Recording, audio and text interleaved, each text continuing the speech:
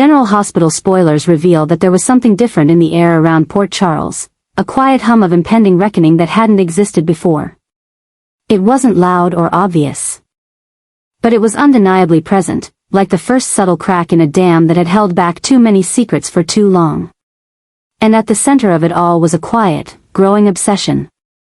One that began as a whisper in Michael Corinthos's mind but had now evolved into a mission, a single-minded, burning need to correct the course of everything that had gone wrong in his life. Beginning with Drew Kane. What started as concern for Willow had turned into something deeper, more dangerous, a fixation on removing Drew from their lives completely. And surprisingly, it was Nina Reeves, a woman once considered the enemy, who now walked beside him on that path. Michael had spent months watching Willow unravel. Slowly, steadily, and painfully. At first, it was subtle.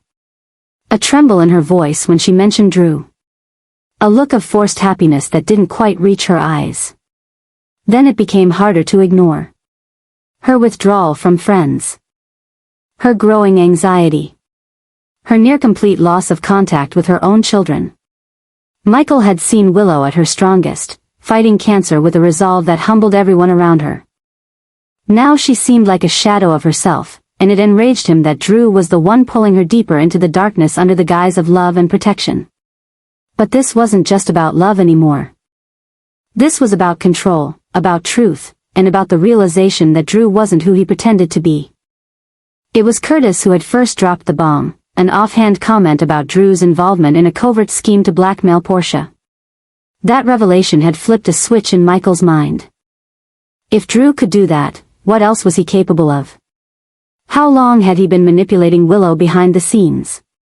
How many choices that she thought were hers were actually planted, suggested, nudged into place by Drew's quiet hand? Nina, too, had noticed. For months, she had tried to stay out of Willow's personal life. Their relationship, still fragile and new, was not built on trust, it was a construction held together by necessity and cautious optimism. But when Nina began to see the same patterns Michael did, she couldn't ignore them. Willow was no longer radiant. She was haunted.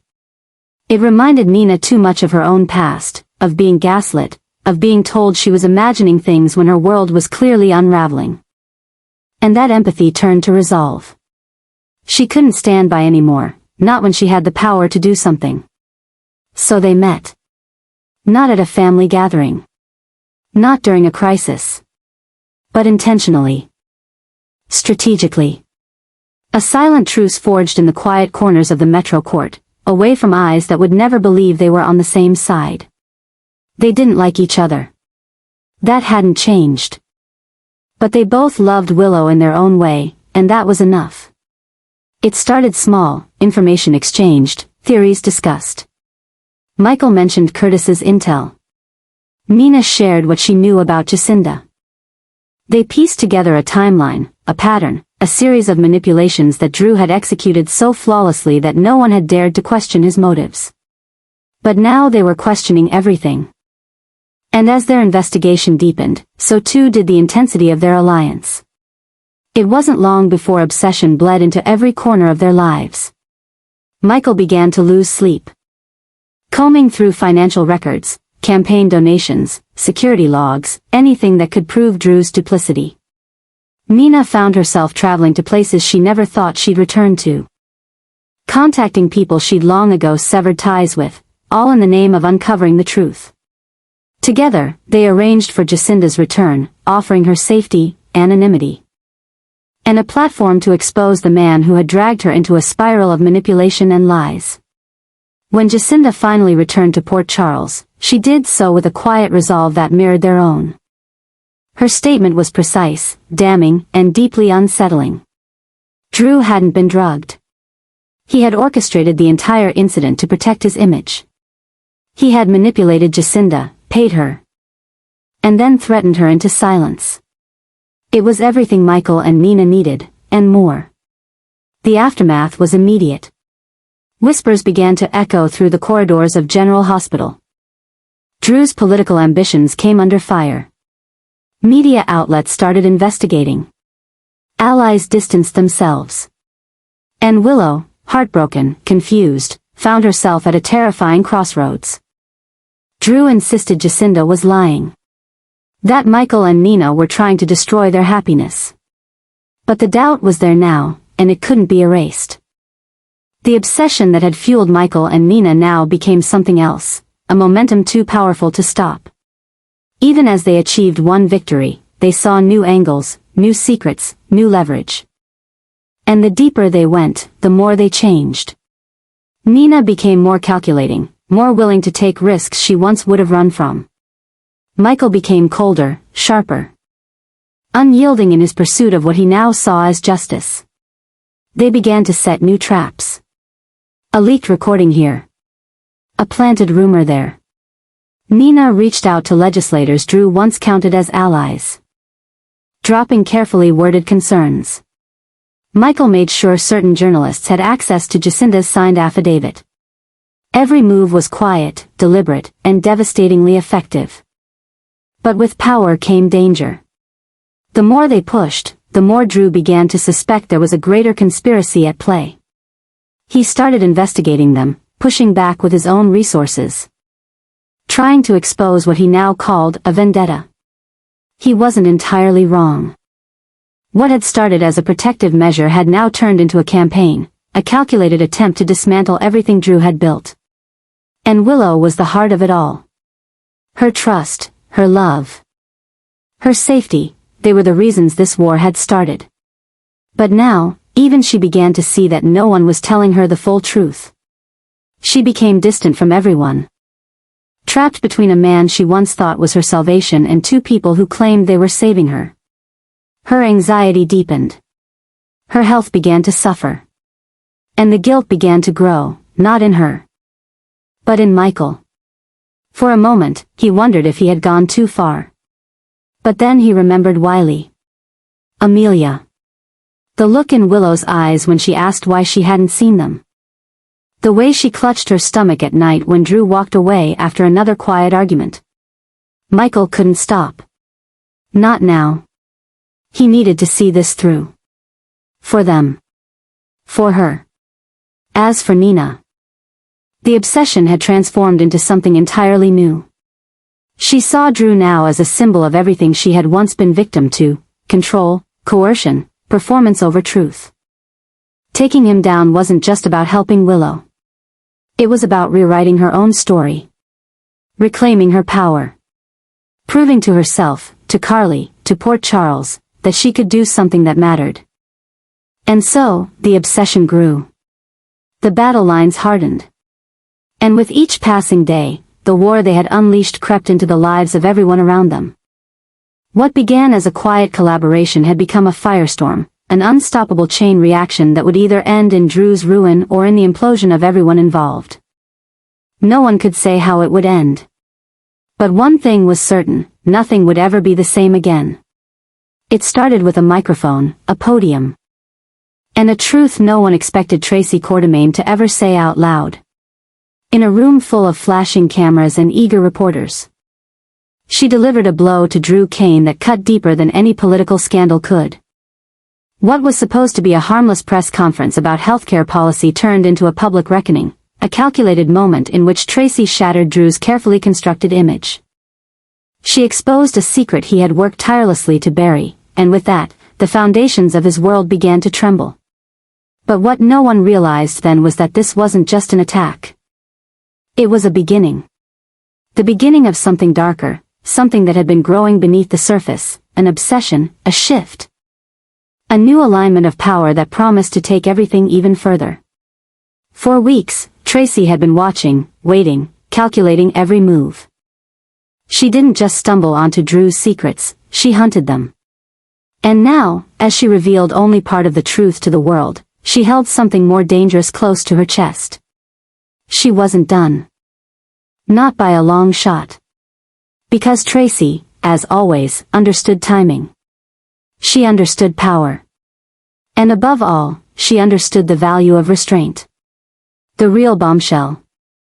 The piece that could unravel Drew entirely, wasn't meant for a press conference. It was meant for Michael.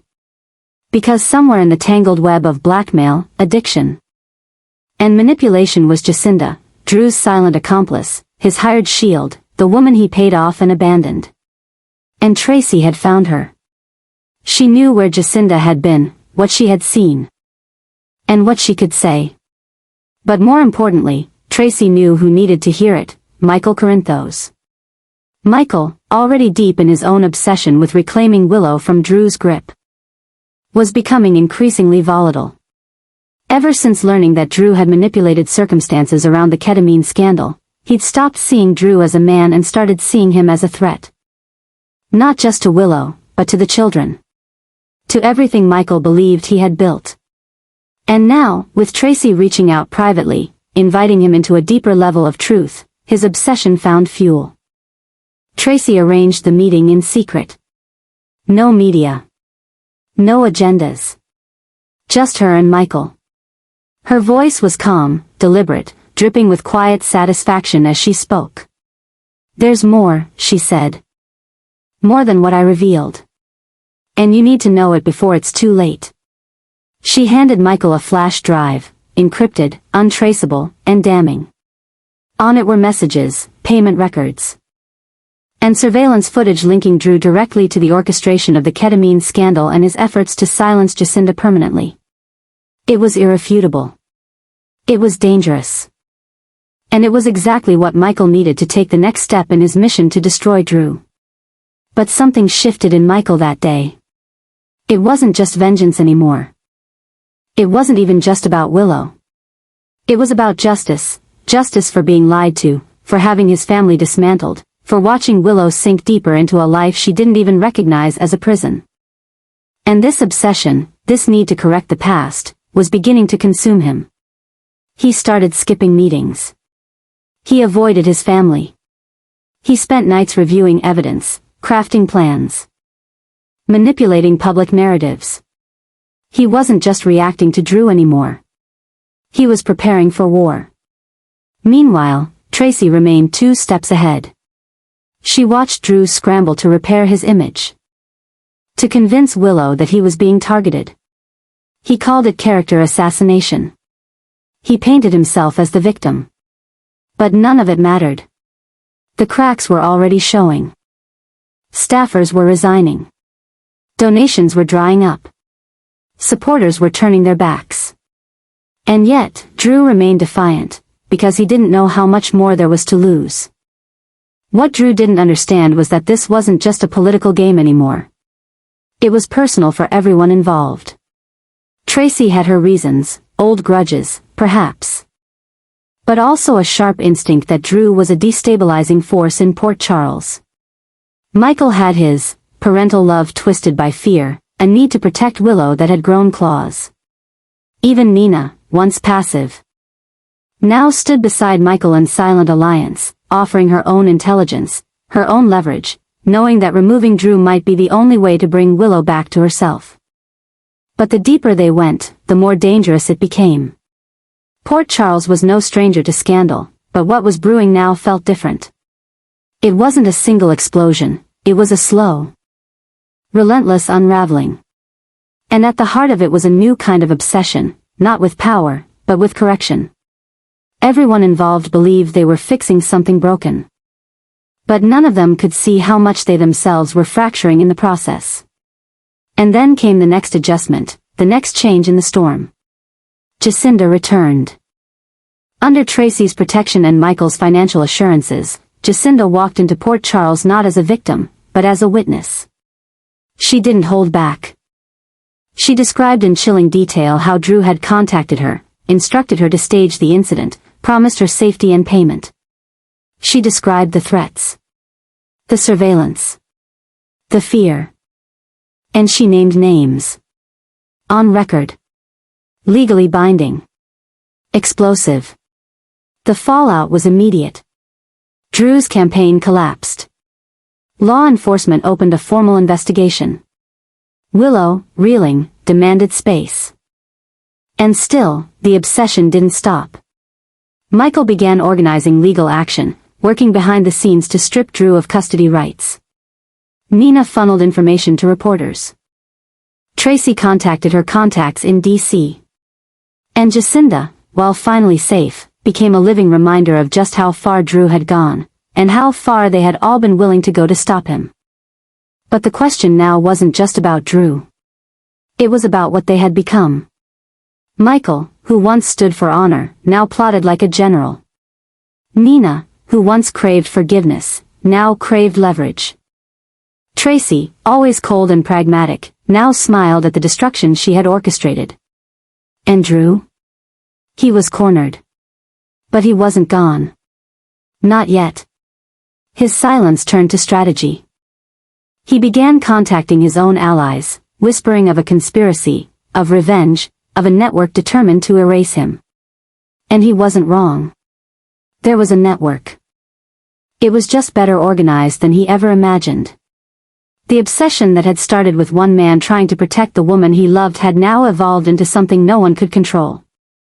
And as new secrets surfaced, as old wounds reopened, as more people were pulled into the spiral, Brooke, Lynn, Curtis, even Sonny, it became clear that no one would walk away unscathed. Because this was no longer about Drew. It was about power. It was about perception. It was about how far people were willing to go to convince themselves they were doing the right thing, even as they destroyed lives to do it. And the most terrifying part? It was still only the beginning. Tracy Quartermaine had always played the long game. For decades, she'd watched men in power rise and fall, often because of their own arrogance. And now, as Drew Kane stood at the edge of his political and personal ruin, Tracy saw the perfect opportunity, not merely to destroy him, but to empower someone else. Michael Corinthos. Her choice was deliberate, strategic. Michael was young, smart, and driven not just by ambition but by a very personal sense of justice. In him, Tracy saw the future, not just of her family's legacy, but of the entire structure of control in Port Charles. But what she hadn't fully calculated was the chaos she would unleash once the players on the board began to move independently. Guided not just by strategy but by obsession, guilt, and self-preservation. From the moment Tracy handed over the Jacinda file to Michael, the balance of power had shifted. Michael, now armed with hard evidence and personal rage, no longer needed to play the moral high ground. He had something more potent, leverage.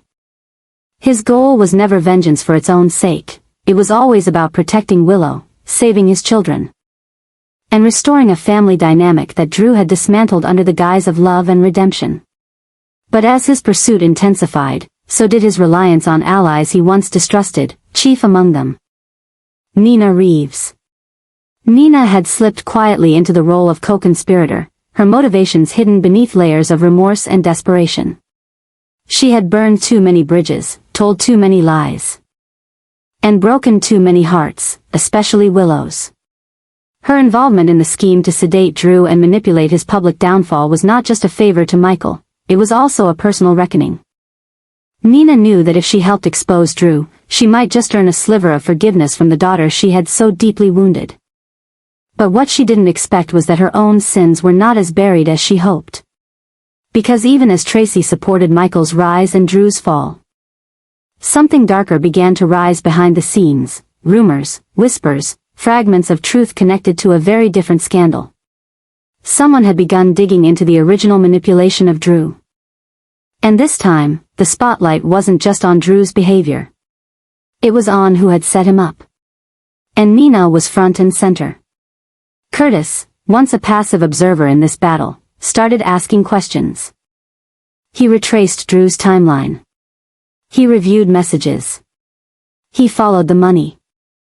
And when he found out that the ketamine used in the scandal had been purchased with a shell company traced back to one of Nina's former business ventures, the picture became alarmingly clear. Nina hadn't just helped expose Drew. She had orchestrated his downfall. Paid the woman. Hidden the trail. All under the guise of helping Willow. And now, the truth was about to detonate. Tracy knew. She had always known more than she said. And she understood perfectly the stakes Nina was facing. But she also knew that sacrifices had to be made. If Nina was exposed, It could destroy the integrity of the case against Drew. But if Nina stayed silent and allowed herself to take the fall, Michael would rise. The plan would remain intact. And Willow might finally be free. Nina knew what was coming. The walls were closing in. Reporters had begun to sniff around. Legal threats were surfacing. The whispers in the hallways at the Metro court were no longer subtle. People were asking why she had been so involved. Why she had found Jacinda. Why she had offered payment. And then came the call. An anonymous tip to the Port Charles Police Department accusing Nina of conspiracy, fraud, and obstruction of justice. It was real. It was happening. And in that moment, Nina had to decide, run or fall on the sword. She chose to fall. In a quiet meeting with Michael and Tracy, she laid out everything. Every transfer, every email, every phone call. She admitted it all. Not because she wanted absolution, she knew that was impossible. But because she knew that if she tried to defend herself, everything would collapse.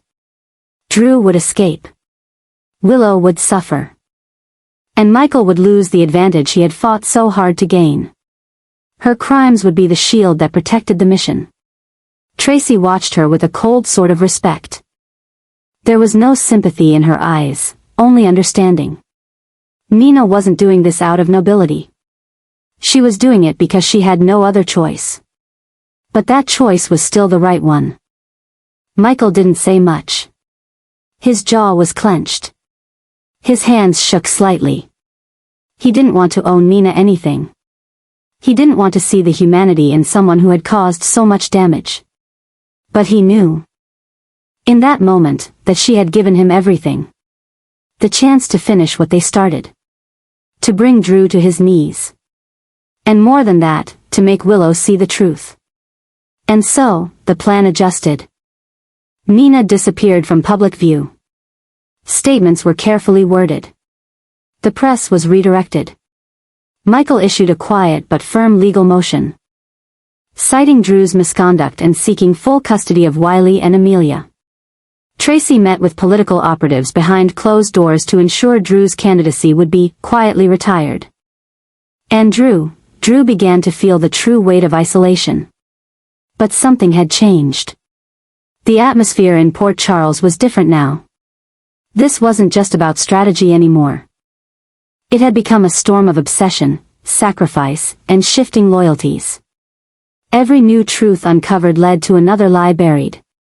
Every advantage gained came at the cost of someone's soul. Nina's fall was just the first. Tracy knew others would follow. Because the more they fought to control the outcome, the more unstable everything became. People started choosing sides, violently. Curtis and Portia had a falling out over his role in revealing Nina's crime. Sonny began questioning Michael's judgment. Brooklyn confronted Tracy, accusing her of manipulating everyone like pawns in a chess game she had no right to play. And Willow, caught in the center, began to break. She didn't know who to trust. She was devastated by Drew's secrets, horrified by Nina's betrayal, and confused by Michael's growing ruthlessness. She couldn't recognize her own life anymore. Everything felt like a performance. And she wasn't sure if she was the victim or the villain. And so, the final explosion drew near. Not a literal one, but emotional, psychological. Because Port Charles was no longer a town of secrets, it was a battlefield. And in the center stood the burned-out remains of love, truth, and loyalty. Tracy had wanted to shift the balance of power. But what she'd created was something far more dangerous, a war of obsession, where no one was clean, no one was safe, and the future was one spark away from igniting into chaos. The game had gone too far. And there was no way back.